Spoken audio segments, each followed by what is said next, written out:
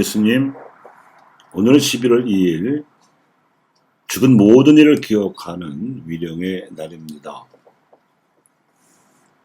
어제 모든 성인 대축일을 지낸 데 이어서 오늘 교회가 위령의 날을 지내는 이유는 비록 지상에서의 생애가 곧바로 천상에 오를 수 있을 정도로 훌륭하지는 못했을지라도 하나님께서 어여삐 보실 만큼은 진정성 있게 선하고 의로웠던 모든 이들을 우리가 기억하고 기도를 바쳐 드림으로써 거룩함을 마저 채워서 천상에 오를 수 있도록 청원하고자 함입니다.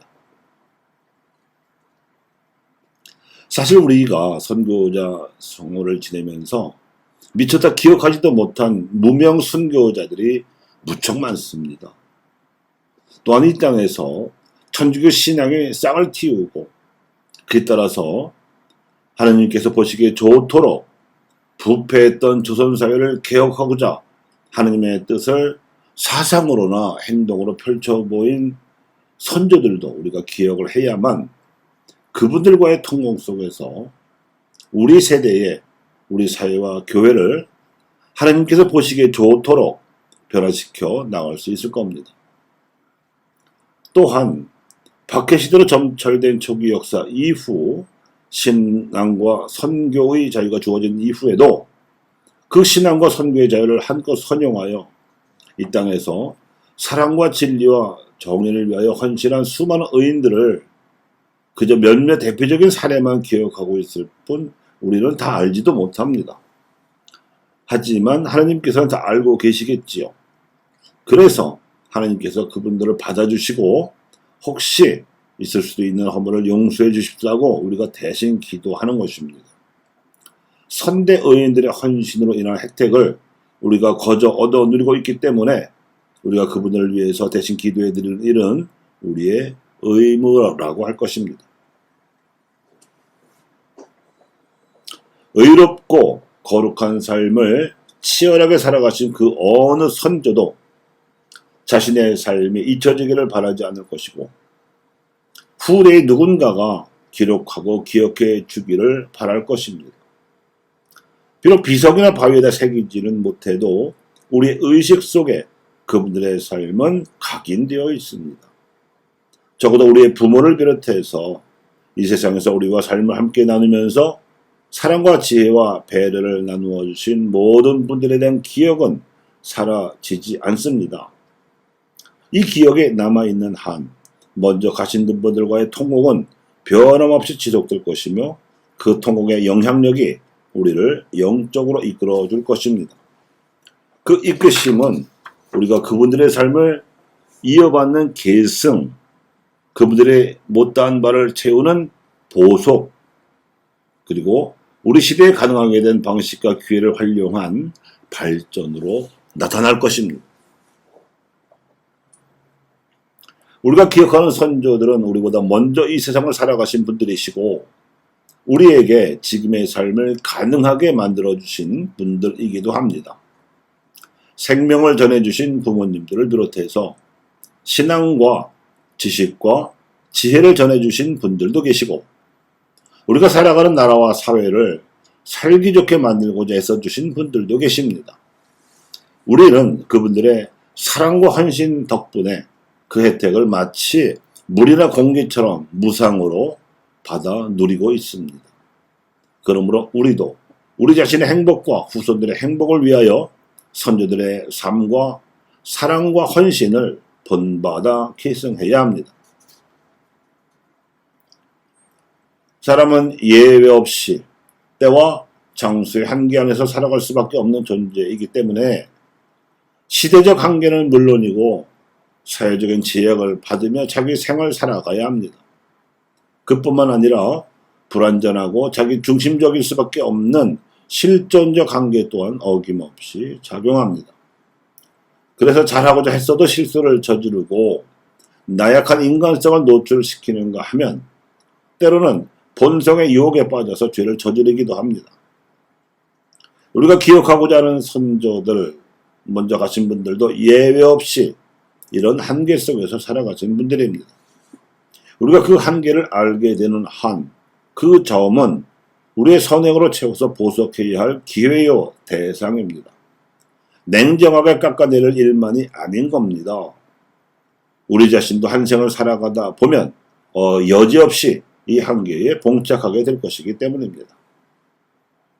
하여 우리 시대에 더 좋아진 기회와 더 깊어진 지혜, 또 더 알게 된 좋은 방식으로 우리는 봉사와 헌신을 더 질 높은 사랑으로 실천할 수 있습니다. 우리보다 먼저 사신 분들을 이끄셨던 하나님의 사랑은 성령으로 우리 마음에도 부어져 있기 때문입니다. 모든 시대, 모든 나라에 태어난 사람들이 한결같이 바랐던 것은 행복하게 사는 것이었습니다. 다만 예수님께서는 모든 사람이 바람하지 않는 그 행복이 하느님의 참된 행복으로까지 승화될 수 있도록 가르치셨고, 손수 그 행복한 삶의 모범을 보여주셨습니다. 마음을 가난하게 하고 옳지 않은 일에 슬퍼하며 하나님께 온유한 마음으로 옳은 일에 주저없이 나서고, 비록 그 결과가 나를 칭송하지 않을지라도 하나님 안에서 흡족해 하며, 자비가 필요한 이들을 만나면 작은 자비라도 기꺼이 베풀고 깨어진 한반도 평화가 하루빨리 회복될 수 있도록 뜻과 힘을 모으며, 혹시 의로움 때문에 박해를 받는 이들이 보이면 그들이 꿋꿋하게 버틸 수 있도록 응원하는 삶이 그런 삶입니다. 10여 년 전 제가 신대동 본당 주임으로 일하던 시절 위령성원에 겪은 일을 하나 말씀드리겠습니다.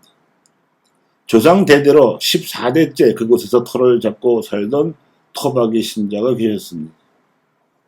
제가 미사진 강론으로 위령성원에 바치는 연도는 영혼을 위한 기도라고 설명해 드리면서, 연도를 바쳐야 하는 경우와 연도를 바치지 않아도 되는 경우에 대해서 말씀드린 적이 있습니다.